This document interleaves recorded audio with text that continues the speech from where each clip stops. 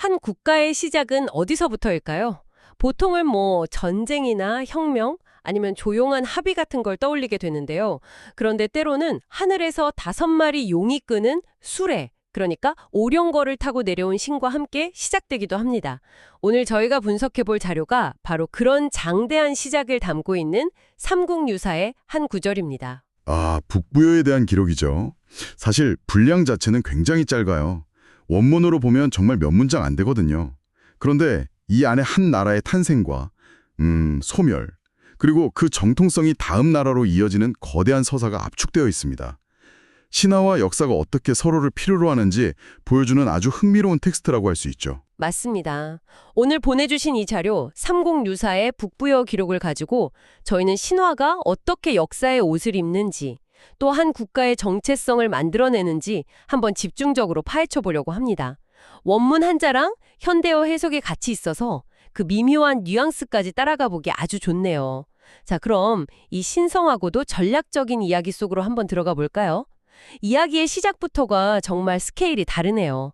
기원전 59년 4월 8일, 천재, 즉 하늘의 황제가 클슨골성이라는 곳에 내려왔다. 근데 여기서 잠깐만요. 그냥 내려온 것도 아니고 오룡거를 타고 왔다고 하잖아요. 5마리 용이 끄는 수레라니. 이게 그냥 문학적인 비유일까요? 아니면 당시 사람들은 정말 하늘에서 용들이 이끄는 황금마차가 내려오는 장면을 상상했을까요? 아주 좋은 질문이세요.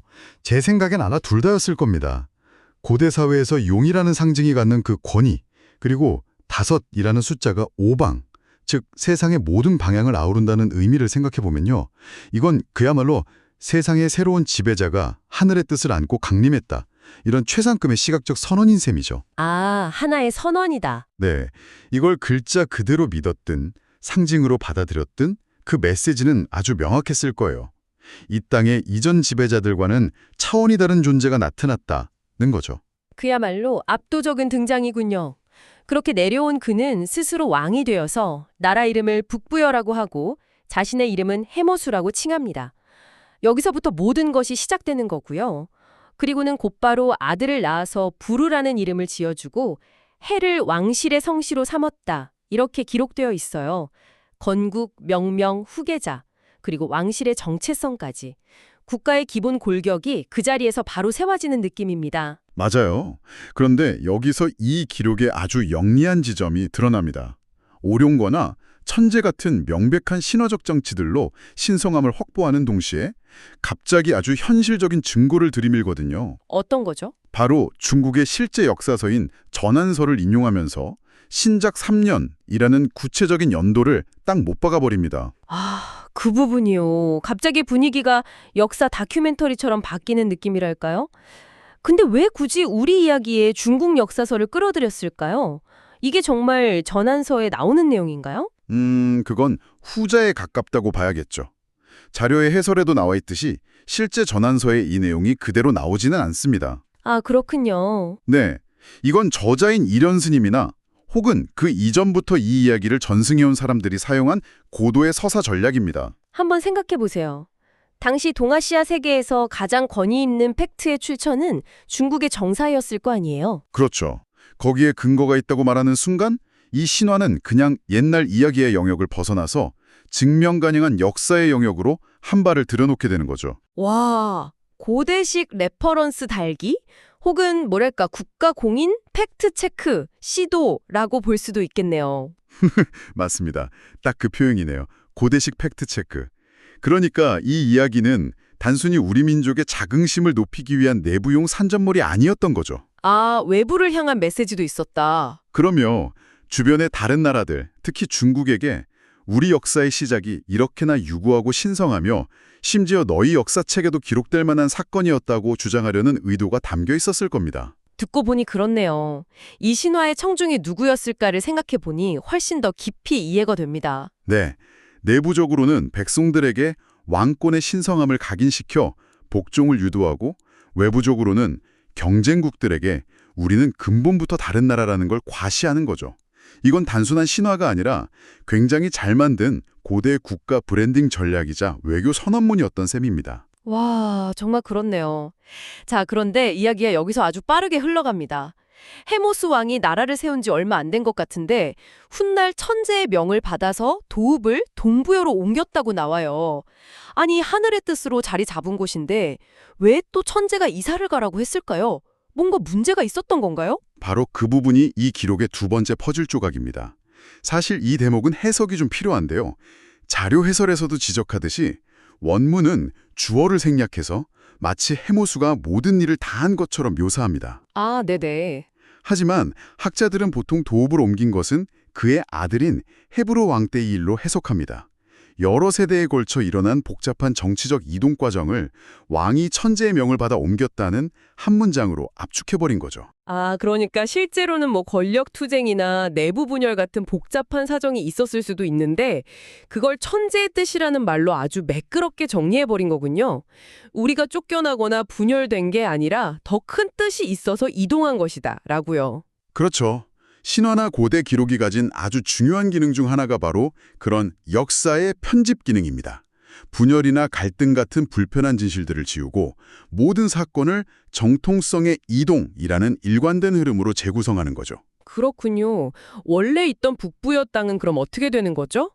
권력의 중심이 동쪽으로 옮겨갔으니 옛 수도는 일종의 힘의 공백 상태가 되는 건가요? 바로 그 지점에서 새로운 영웅이 등장할 무대가 마련되는 겁니다.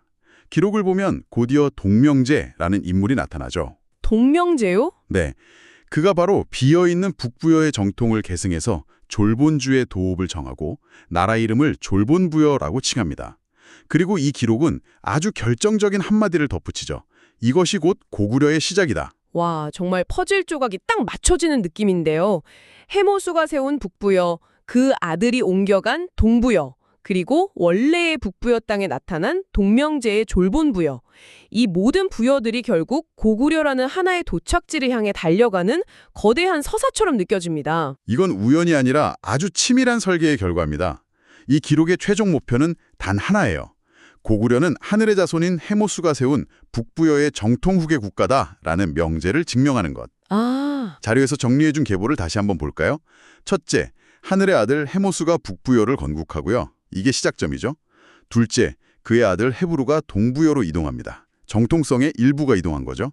그리고 마지막으로 원조 북부여의 정통을 동명제, 즉 주몽에 계승해서 졸본부여, 바로 고구려를 건국하는 겁니다. 원조 정통성의 부활이자 완성이군요. 네, 맞습니다.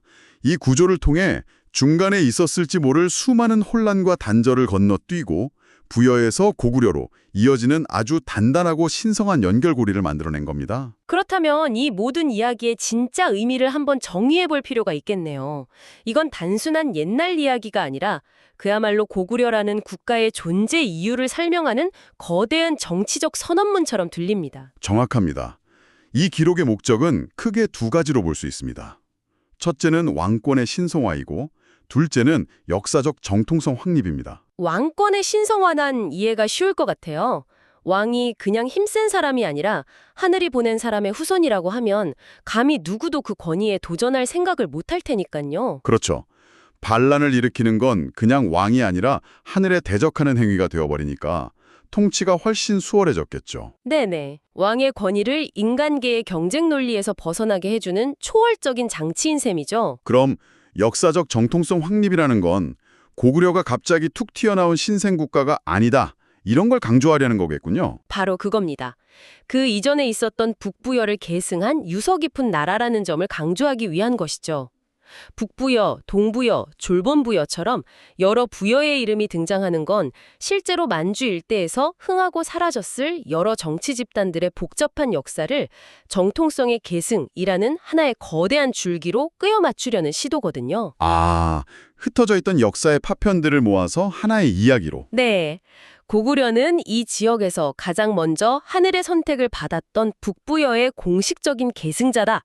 라는 아주 명확하고 일관된 국가 정체성을 만들어낸 것이죠. 듣고 보니 이 신화 만들기가 현대의 국가들이 하는 일과 크게 다르지 않다는 생각이 드네요.